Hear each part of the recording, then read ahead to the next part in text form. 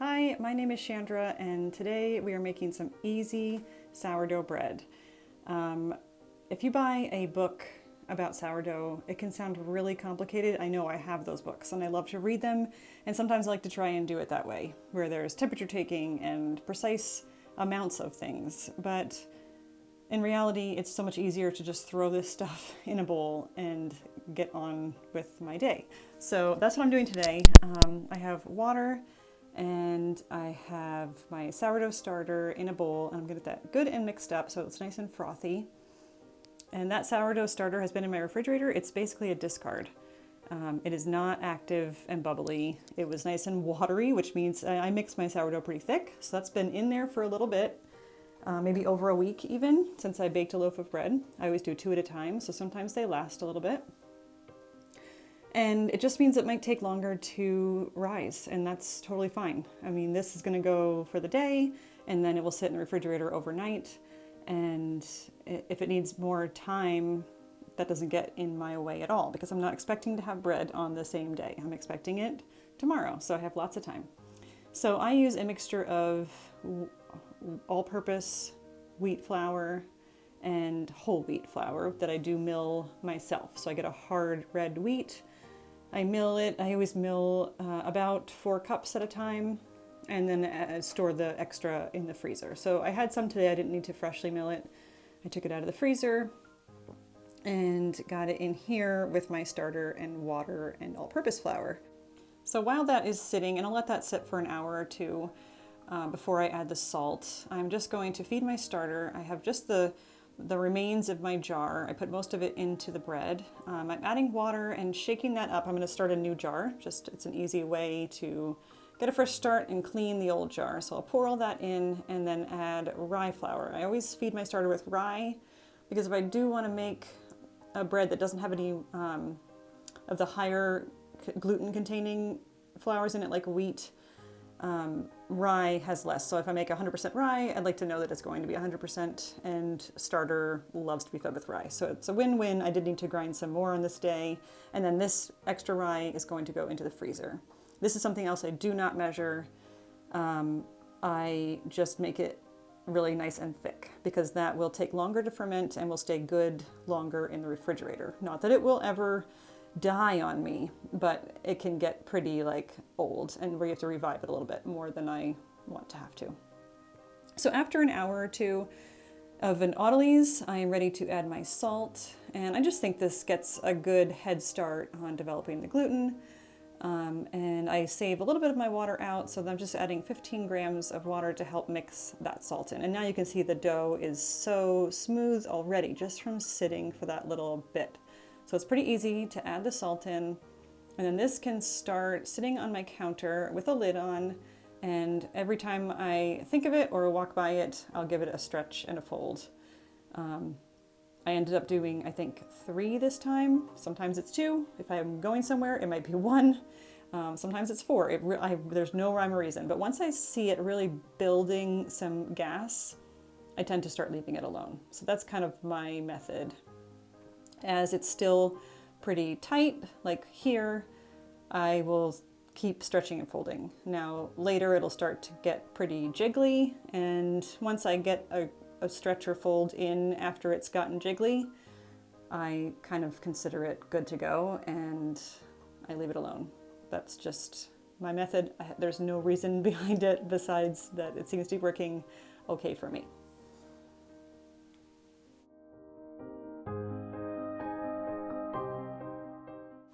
So here you can see it's getting a little bit more gaseous. There's a little bit of bubbles on the surface. It's bigger and lighter. So I'll be done stretching and folding after this one and just let it grow for the rest of the day. And this is where my timings really vary, because I do not ever refresh my starter the night before, like you are really supposed to. So a lot of times I'm working with discard, like very old starter. Sometimes I have fresh starter if I had just baked the day before. So it really changes my timings a lot. So I just really look for that lightness to show me when it is ready. So here at the end of the day, I am dividing this into 2. and just kind of lightly shaping it into a round with my bench scraper. And then while I clean up the dishes and prepare my bannetons, this can sit on the counter and just rest for a minute before I do its final shape.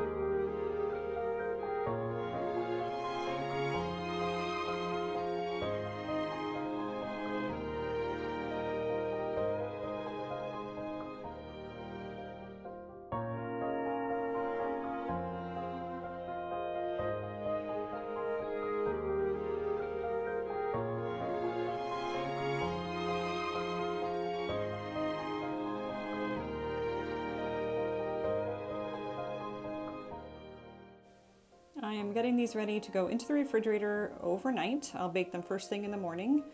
We do need bread that next day, so I need to get it going right away. Otherwise they can sit for another day, and I've done that. I've baked one and then waited and baked the next one the following day. Every day you go, they get a little less oven spring, but the flavor is not vastly affected. So I'm getting them into bags, making room in my fridge, and I'll get those in there, and they will continue to grow a little bit as they cool down, and then we will get them in the oven in the morning. So this morning, it's early, I'm preheating my oven to 500 degrees Fahrenheit, and I'm going to put my Dutch oven in there to also heat up. I will probably let it preheat about 45 minutes, so 15 or so of that will be the oven coming up to temperature, and then another half an hour just to get it nice and hot in there. Then when the oven is ready, I'm going to turn this out. I will score it and get it into my hot Dutch oven with the lid on. Once it goes in the oven, I turn it immediately down to 470 degrees and I bake for 20 minutes. After 20 minutes, I take the lid off and bake for another 15 minutes, and then it's done.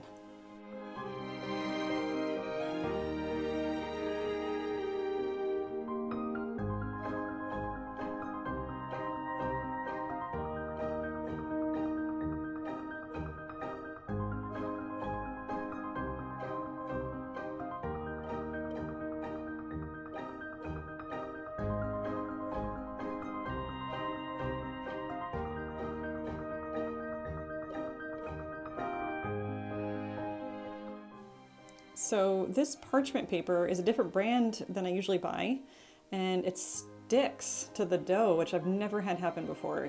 I will never buy this one again.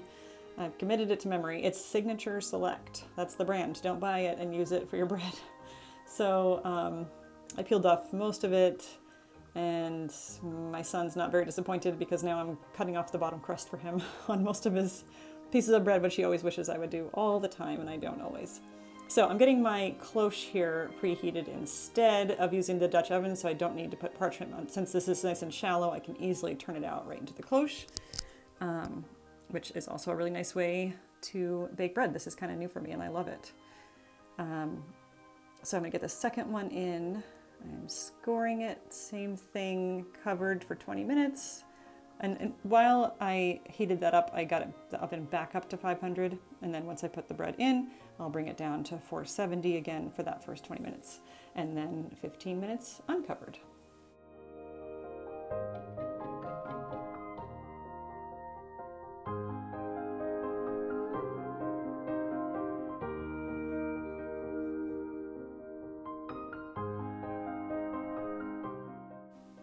I will make my recipe available down below, just keep in mind that it's loose. I do always use the same amounts of flour. I always use 800 grams of all-purpose and 200 grams of whole wheat, but my amount of starter, which is rye, so it does add that rye flavor as well, varies greatly. And you saw I just emptied the jar into there and it ended up being 200 grams, but there are days it might be 100 or less, or maybe a little more if I want to just finish the jar off and there's just a little more in there. So it's very loose, and it just affects how long it takes for that bulk fermentation, where you're looking for it to get nice and bouncy. But other than that, it's really an easy way to have fresh, delicious, soft, beautiful bread.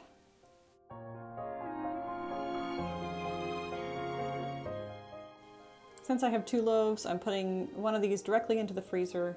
The other one I'll keep out for a day or two, but it really is good to freeze it pretty soon after baking because it's never as good after the first day. Thank you so much for watching. I would love to have you subscribe, and please like this video. Leave comments. If you have a comment to offer, I'd love to respond to you, and I look forward to seeing you next time.